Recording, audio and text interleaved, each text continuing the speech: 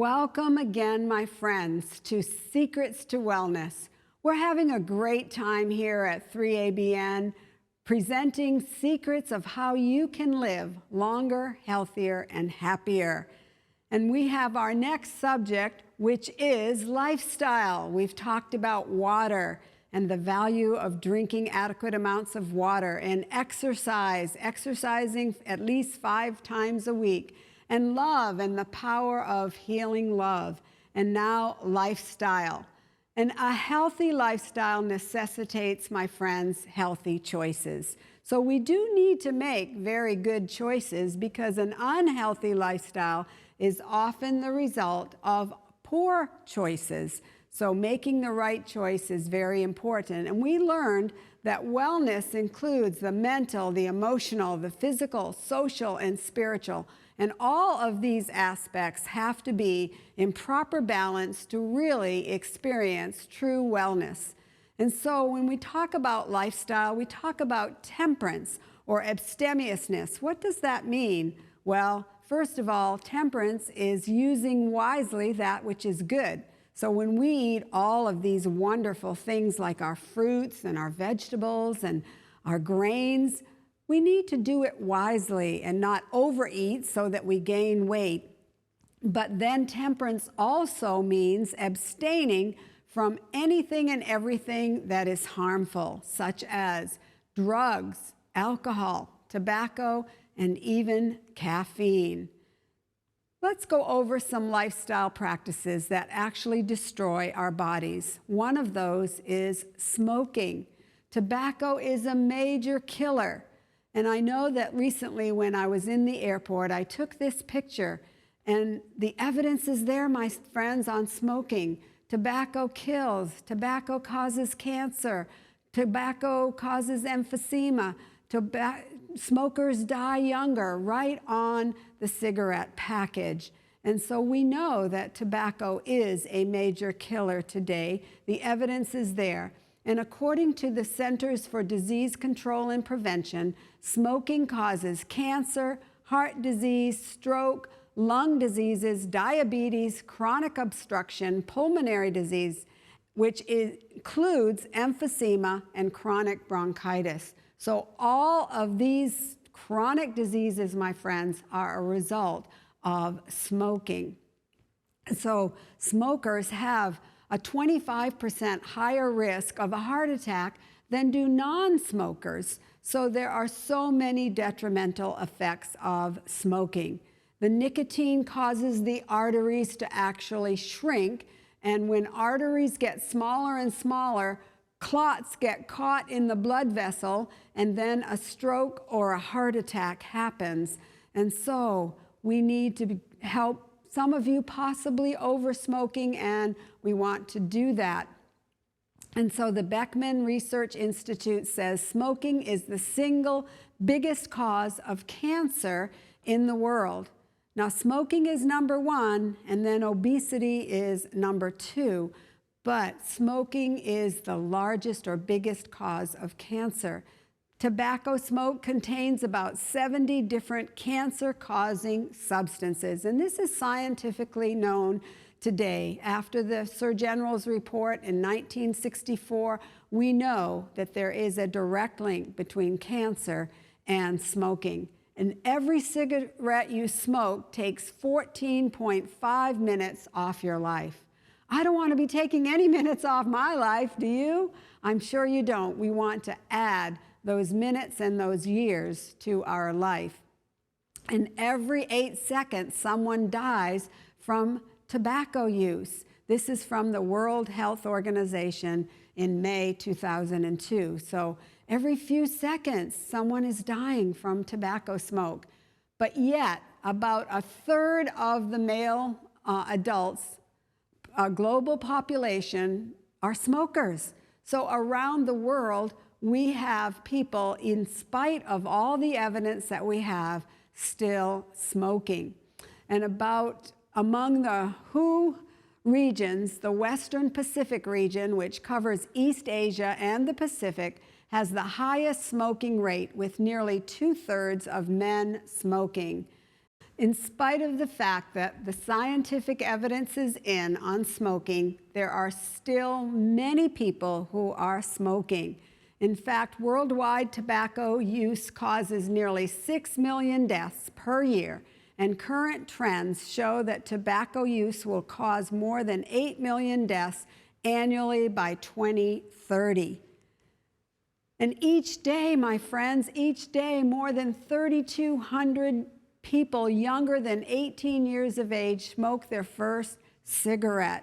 This is so unfortunate, but once they start, then they feel like they're hooked and they can't get out of it. Smoking is the leading cause of preventable death. This is something that can be preventable. And so if some of you are out there that are smoking, you can make a clean break. In fact, if you need help with someone to help you to quit smoking, just locate your nearest Seventh-day Adventist church, because I'm sure that they can help you to quit this habit. Make that clean break, because the good news is this: your lungs will improve, your risk of cancer decreases, your risk of heart disease decreases, your risk of premature death decreases, your energy and your endurance will improve, your entire health improves, and you know what? Your food will even taste better. And so you can make that clean break, my friends. That is the good news. So again, if you need help in quitting smoking, please contact your local Seventh-day Adventist church, because quitters always win, and by the grace of God, you can win. You can be a quitter. And so, my friends, there are many things that Satan wants to deceive us on, and he deceives millions of Christians even into thinking that it doesn't make any difference how they treat their bodies as long as their hearts are right with God. But we need to treat these bodies right, get rid of that tobacco and also alcohol, because alcohol is deceptive. Alcohol is addictive. It destroys brain cells, and it dramatically affects our ability to reason. In fact, alcohol destroys the brain, and we need every brain cell that we can get. So alcohol also damages liver cells, making them less efficient, which actually develops into cirrhosis of the liver. And so there are many problems, many things about alcohol. It weakens the immune system, and we've talked about that so much, where we need a strong immune system if we're going to be healthy, and especially live to that healthy 100. So avoid alcohol and all its stimulants. But what about alcohol or red wine, someone asked? Well, some sources may claim red wine is a health drink, but science says, well, it's still just a bit more confusing. The evidence is not all in, because look, some say wine may be linked with heart health benefits. But where are those benefits? Are the heart health benefits contained actually in the grapes and not the fermented wine? Well, we know that grape juice helps to maintain heart health and helps digestive and bowel disorders, and will actually boost our immunity and even can delay aging signs. And so grape juice also lowers the risk of cancer and will help maintain bone health, because it contains iron and copper and manganese, and will actually boost your energy level. So grape juice is good, the pure juice of the grape, not the fermented wine. And the Mayo Clinic reported in an article titled, "Does Grape Juice Offer the Same Heart Health Benefits as Red Wine?" And it says this: some research studies suggest that red and purple grape juices may provide some of the same heart health benefits of red wine, including reducing the risk of blood clots, reducing low-density lipoprotein, or LDL, or bad cholesterol, preventing damage to blood vessels in your heart, and helping maintain a healthy blood pressure. So my friends, More and more scientific evidence is showing that it's the juice of the grape, not the fermented wine. And at Harvard Medical School, in a special health report called Healthy Eating, page 31, says, studies have found that even moderate alcohol consumption raises the risk of breast cancer. A meta-analysis that combined the results of 98 studies found that women who drank alcohol were 11% more likely than non-drinkers to get breast cancer. So even breast cancer and some of these cancers are increased by our use of alcohol. And alcohol has also been linked to cancers of the colon, the mouth, the throat, and the esophagus. And it goes on to say this, my friends, and this is very important. It says, it's not worth taking up wine, that is fermented wine, or any type of alcohol to gain supposed health benefits.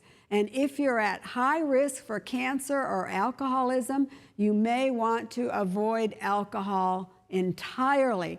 Now that's what science is saying, that there is more and more becoming a link from alcohol, from fermented wine, to cancer and some of these diseases.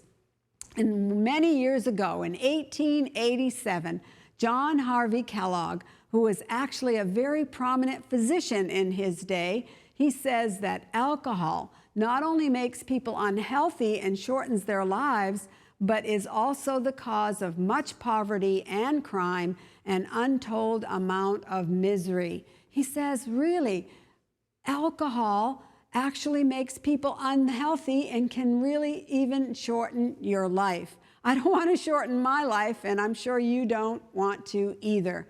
And Ellen White, a 19th century health educator, says this in Counsels on Diets and Foods 436, the pure juice of the grape, free from fermentation, is a wholesome drink, but many of the alcoholic drinks, which are now so largely consumed, contain death-dealing potions. So the evidence is there, my friends. To be healthy, we need to give up smoking. We need to give up alcohol. The only safe course, she says, is to touch not, taste not, handle not tea, coffee, wines, tobacco, opium, and alcoholic drinks. So that's the only safe way, my friends, is to give it up. But let's look at a drug that people all over the world are using every day and don't realize the detrimental effects. It's caffeine in coffee, tea, soft drinks, and energy drinks. Cola drinks have a twin that is even more harmful to our health, simply called coffee. And yet this is a big drink among people around the world. And medical researchers have discovered a significant number of health risks with the use of coffee. Caffeine may even increase heart rate, cause irregular beats, and even raise cholesterol. And of course, caffeine depletes the body's supply of vitamins and minerals, including calcium and iron and B vitamins.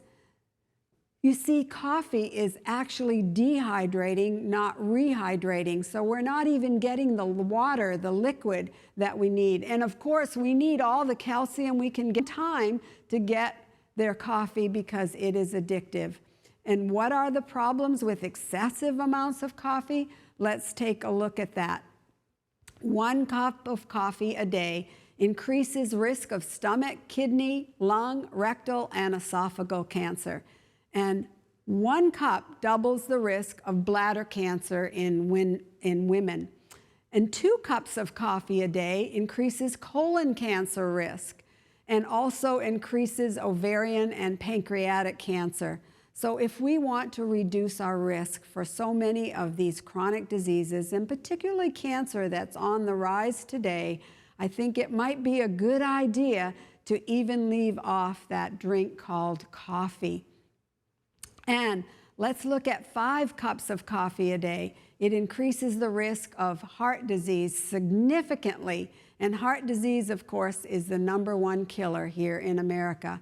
So the best plan, my friends, is to abstain from all drugs, alcohol, tobacco, and even caffeine, if we truly want to live to that healthy 100. But what should we drink, you ask? Well, what can I drink? Well, water is the beverage designed for our health, so I hope we're drinking plenty of that good water, because that is the beverage designed by God for our health. But also some of these juices that I know that we like to take oranges, fresh oranges from the trees, and just squeeze it with all that pulp and fiber even in it, or the grape fruits, and squeeze them and have that good, delicious, nutritious drink. And of course, the pure juice of the grape is also good. But there are some great herbal teas out there, and they are health-promoting drinks as well. So find yourself some of those herbal teas or some of those good juices and just plain water, my friends. And God promises to give us abundant health when we follow His plan and we do these things. But what about our food? Does God give us any instruction on what we should eat? Let's take a look at that. You see, the Eden diet was a vegetarian diet. We had lots of those beautiful, wonderful, colorful fruits and vegetables, and we had nuts and grains and seeds. So the Eden diet was a vegetarian diet. Living 969 years, my friends, and they were a healthy 900 and some years. And you see that we live only 70 years, or if by reason of health we live 80 years, or maybe some, a very few, may live to that very healthy 100. Take with you 7, each of every clean animal, a male and his female, 2 each of animals that are clean, a male and his female. So God says, take these animals into the ark with you, both the clean and the unclean. So we have the clean and that's clean for you. Now, the best thing is what He gave us in the very beginning, a plant-based diet, but He gave them permission to eat the clean animals after the flood. So you have the cow and the sheep and the deer. Those are all clean. But then Deuteronomy 14:6-8 says, nevertheless, of those that chew the cud or have cloven hoofs, you shall not eat, such as the camel. So I guess no more camel, my friends, or the hare, which is the rabbit, and the rock hyrax, which is a rat, for they chew the cud but do not have cloven hoofs. They are unclean for you. And it goes on also to say, also the what? The swine. What is the swine? Pig. And people are eating so much swine today, so much pig. It's unclean for you because it has cloven hoofs, yet it does not chew the cud. You shall not eat their flesh or touch their dead carcass. So God says, don't eat these animals. They are not good for you. And God doesn't want to take anything away from us. He only wants to give us that which is good. And pork has the highest fat content of all meats. So your health depends, my friends, on what you eat. But what about those that are in the waters? Deuteronomy 14:9 says, these you may eat of all that are in the waters. You may eat all that has fins and scales. So whatever has fins and scales, God says that's okay to eat. And whatever does not have fins and scales, you shall not eat. It's unclean for you. So like the lobsters and the clams and the octopus and all of these things, they are unclean for you. So instead of eating these unhealthy foods, my friends, we may eat nutritious, healthful, protein foods. So we want to eat these good foods. Ellen White says in the book Counsels on Diets and Foods, 380, again and again I've been shown that God is trying to lead us back step by step to His original design that man should subsist upon the natural products of the earth.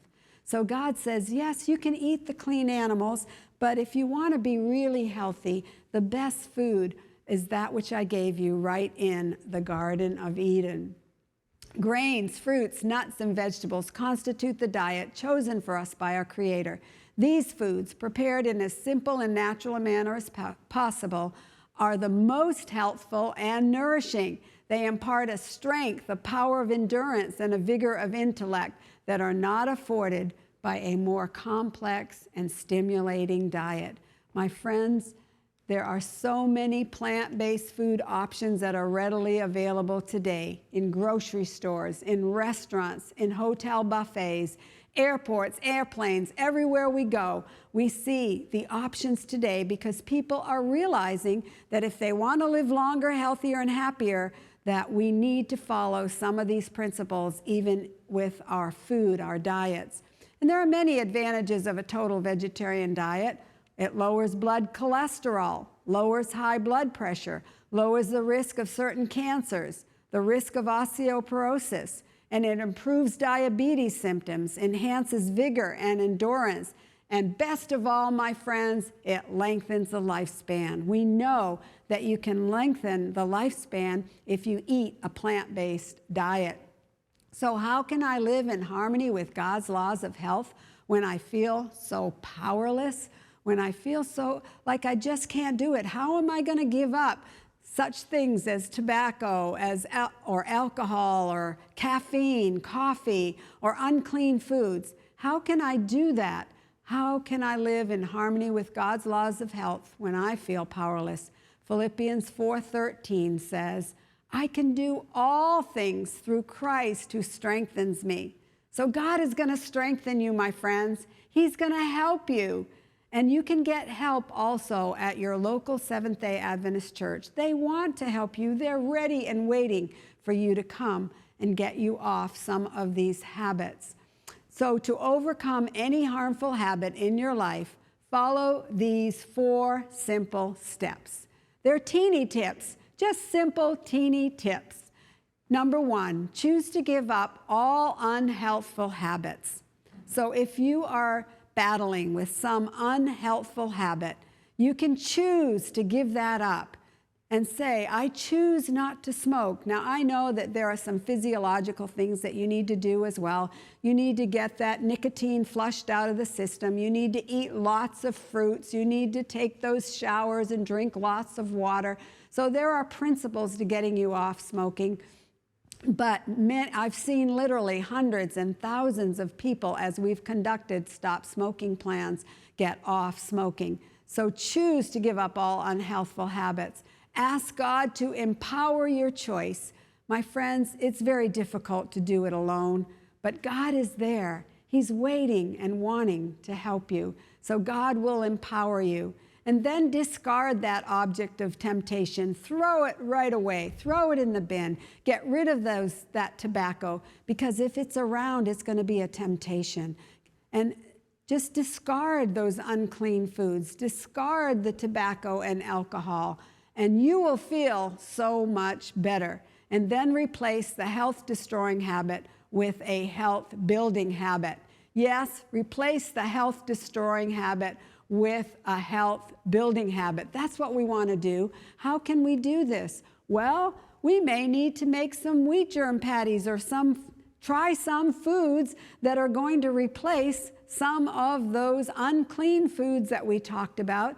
And you know what? They're delicious and nutritious. So I'm going to show you the recipe for these wheat germ patties. It simply has 1.5 cups of wheat germ, 1 cup of quick oats, 1/2 cup of chopped nuts, and I'm using pecan nuts, and 1/2 teaspoon of salt, 1/2 teaspoon of sage, a clove of garlic, or you can even use 1 teaspoon of garlic powder, and 1 medium onion, a cup of soy milk, and 2 tablespoons of Bragg liquid aminos, or if you can't find that, which they are readily available today, you could use a little soy sauce. And so we're going to try to make some of these wheat germ patties right here. So why don't you come along and come into my kitchen and let's do some wheat germ patties. So I have the wheat germ, and the germ is one of the important parts of the wheat itself. It's the part that's often extracted when we have refined white flour. And then oats. And you're getting protein because you get protein in the wheat germ. You also get protein in oats. In fact, about 15 grams of protein in 1 cup of oats.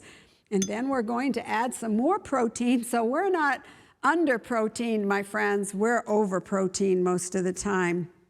Vegetarians get plenty of protein. So I'm adding some of these pecan nuts, and we'll add some onion to that. Then we will put in a little bit of salt, and place to use salt is in cooking and not at the table as much. To reduce the salt at the table is the way to go. And then I'm using a little bit of sage here. We'll put that in there, and some garlic.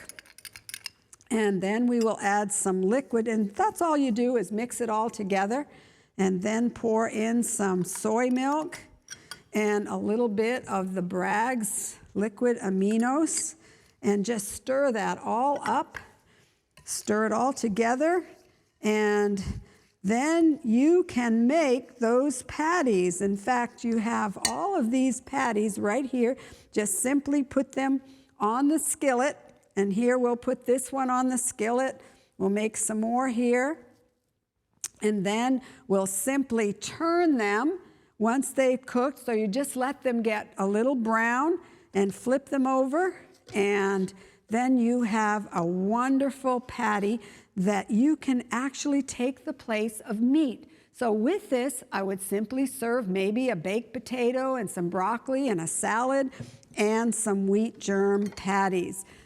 This is something that you can definitely do, my friends, in your own home. This is truly God's health assurance plan. And I know that God is going to help you as you choose to follow His way, as you choose to have a better diet, a better lifestyle, as you choose to give up all these things that are harmful to our health and use moderately that which is good.